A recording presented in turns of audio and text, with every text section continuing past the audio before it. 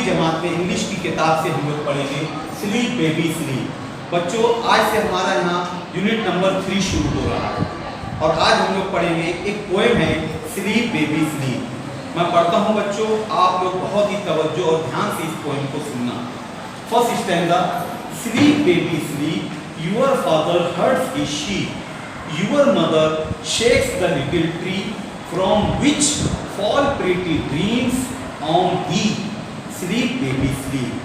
Second stanza है Sleep baby sleep, the heavens are white with sheep, for they are lamps, those stars so bright, and the moon's shepherd of the night. Sleep baby sleep. बच्चों अगर इस poem को हम tune में पढ़ेंगे तो और अच्छा रहेगा, क्योंकि जब माँ अपने बच्चे को लोरी सुनाती है तो वो गा कर सुनाती है। आप तमाम बच्चे भी अब जब छोटे रहे होंगे तो अपनी माँ से लोरी सुने होंगे। लोरी को ललाबाय कहा जाता है बच्चों। तो इस पोएम में भी एक माँ अपने बच्चे को सुलाने की कोशिश कर रही है और ये लोरी गा रही है। स्लीप बेबी स्लीप, सो जा मेरा बच्चा सो जा, your father hurts his sheep, तुम्हारे अब्बू जानवरों को चरा रहे। शीप यानी कि भेड़ है ना, भेड़ जो होता है, तुम्हारे अब्बू जानवरों को चरा रहे हैं। Your mother shakes the little tree, और तुम्हारी माँ दरख्त को झुला रही है, यानी कि आपको झूला झुला रही है।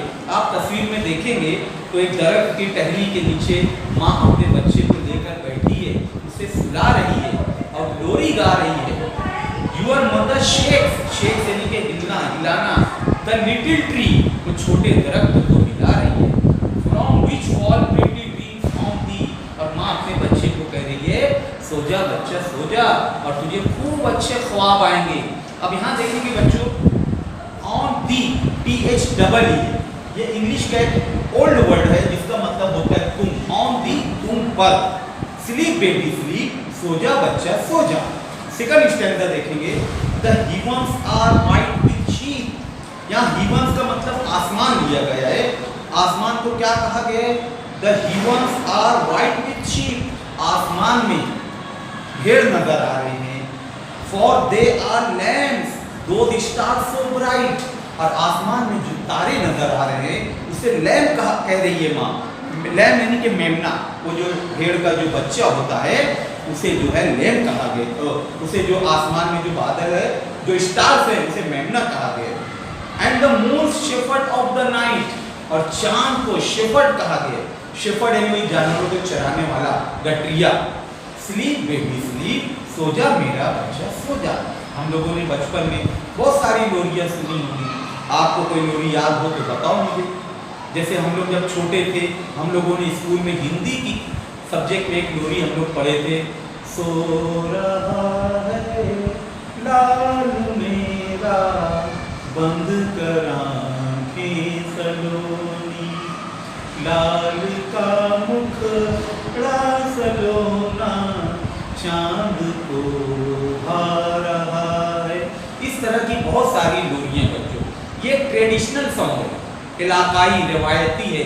हर इलाके के लोग अलग अलग तरह के गीत गाते हैं, उसी में से ये ललाबाय भी है। और ये जो स्लीप बेबी स्लीप है, ये बहुत मशहूर पोएम और लोरी है बच्चों। आगे देखते हैं third stanza. Sleep baby sleep and I will give a sheep which with its golden bell shall be. माँ क्या कहती है अपने बच्चे को? सो जा मेरे प्यारे बच्चे, तू सो जा, मैं तुझे एक क्या दूंगी? शीप दूंगी, एक छोटा सा भेड़िया दूंगी। Which with its golden bell shall be, और उसमें तो एक सोने की घंटी लगी रहेगी, है ना। माँ अपने बच्चे को मनाने के लिए, सुलाने के लिए उसको कह रही है तू सो जा, मैं तुझे है ना एक शीप दूंगी और उसमें एक गोल्डन बेल, सोने की घंटी लगी रहेगी। A little play fellow for the, sleep baby sleep. A little play fellow यानी कि मेरे छोटे बच्चे। प्ले फेलो का मतलब होता है खेल कूद का साथी। हम कहते हैं ना क्लास फेलो यानी क्लास का साथी। प्ले फेलो साथ में खेलने कूदने वाले। Sleep baby sleep and bleed not like a sheep, क्या बोल रही है माँ? And bleed not like a sheep. Bleed का मतलब होता है वो रोने की जो अलग अलग आवाजें आती है ना, भे भे मे मे, यानी वैसी आवाज मत निकालो। और else the shepherds angry dog, नहीं तो वो कुत्ता आ जाएगा, उस चरवाहे का कुत्ता आ जाएगा, एंग्री डॉग जो भौंकता है, गुस्से में रहता है, will come and bite my naughty rough, वो आ जाएगा और मेरे इस चंचल और शौक बच्चे को काट लेगा। बाइट यानी काटना। माँ बच्चे को थोड़ा डरा रही है कि सो जा बच्चा, नहीं तो वो कुत्ता आ जाएगा और तुम्हें काट लेगा। Sleep baby sleep, go out and hurt the sheep, go out you barking black dog. माँ अपने बच्चे को फिर कह रही है, सो जा मेरा बच्चा, सो जा मेरा बेबी सो जा। Go out and hurt sheep, go out यानी कि बाहर जाओ, यानी वो चरवाहे को कह रही है बाहर जाओ, गो out you barking black dog, यानी वो कह रही है कि ये भौंकने वाले कुत्ते तुम यहाँ से चले जाओ। And woken not my baby सो, और मेरे बच्चे को मत जगाओ, उसे बेदार मत करो, वो सो रहा है। स्लीप बेबी स्लीप, सो जा मेरा बच्चा सो जा।